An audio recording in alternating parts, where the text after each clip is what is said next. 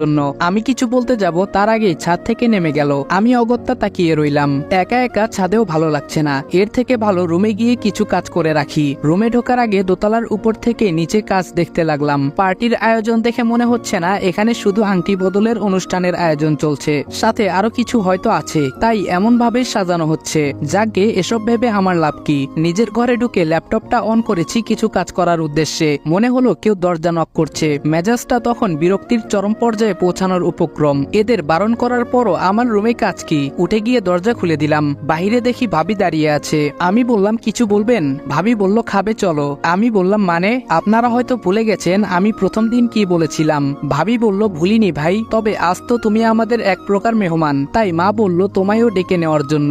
আমায় আর কিছু বলতে না দিয়ে ভাবি বলল তাড়াতাড়ি এসো, নিচে সবাই বসে আছে। আজব, কেউ আমায় কিছু বলার সুযোগ কেন দেয় না? আমাকে কি মানুষ মনে হয় না? নিজেদের কথা বলে চলে যায়। তবে ভাবির কথাগুলো ঠিকই, আমি তো আজকে এদের মেহমান হয়েই বাসায় আছি, তাই এক প্রকার বিরক্তি নিয়ে নিচে নেমে এলাম নাস্তা করতে। এসে দেখি ভাইয়া ভাবি মা বাবা আর ইসি সবাই আছে, সাথে নিউ মেম্বার। এদের আমি চিনতে পারছি না, হবে হয়তো কোনো রিলেটিভ। আমি আসতেই সবাই খাওয়া শুরু করলো। খাবার মাঝে বাবা আমায় বললেন রাজ। আমি বললাম জি। বাবা বললেন তোমার কাছে একটা অনুরোধ আছে, রাখবে? আমি বললাম কি অনুরোধ? বাবা বললেন আজকে রাতে বাড়িতে পার্টির উদ্দেশ্য একটা নয় দুটো, যেটা আমার মনে হচ্ছিল সেটাই হলো। আমি বললাম তো এটা আমায় বলার কি আছে?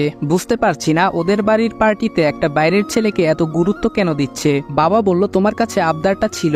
বাবা তার কথাটা শেষ করতে পারেনি, তার আগেই বাবার মোবাইলে ফোন চলে এলে তিনি সবাইকে বলেন জরুরি কাজ আছে, তাই তিনি বেরিয়ে গেছেন। তারপর বাসার কেউ আর এই বিষয়ে কথা বলেনি, আমিও কিছু জানতে চাইনি। খাওয়া দাওয়া করে উঠে যাই আর সবাই ব্যস্ত হয়ে যায় যার যার কাজে। আমি রুমে বসে আছি, তখন ওই ফোনে একটা কল আসে। ফোনটা কেটে ল্যাপটপটা অন করে গুগলে ঢুকে কিছু ব্যক্তির পরিচয় খুঁজতে থাকি, কিন্তু তেমন কিছু পাচ্ছি না। দেখতে দেখতে সন্ধ্যা হয়ে যায়। পার্টিতে আমন্ত্রিত লোকজন আসা শুরু করেছে। আমি অগ্নিকে ফোন দিয়ে জানিয়ে দেই পার্টির কথা।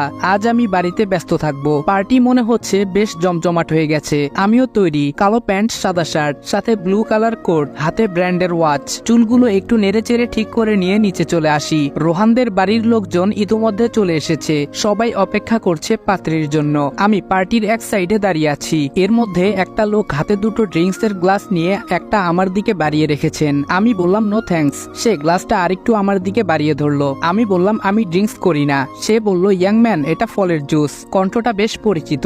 এতক্ষণ উনার দিকে না তাকিয়ে কথা বলেছিলাম, কারণ আমার মুখটা ফোনের দিকে গোজা ছিল। তাকিয়ে দেখি মিজান আঙ্কেল, যিনি আমায় এই বাড়িতে ভাড়া থাকার ব্যবস্থা করে দিয়েছেন। বলতে গেলে আমার আসল পরিচয় আমার সিনিয়র ব্যতীত একমাত্র মিজান আঙ্কেলই জানেন, তবে আরেকজন ব্যক্তি জানতেন। সেটা না হয় এখন আপনাদের অজানা থাক, পরে আস্তে আস্তে ঠিকই জেনে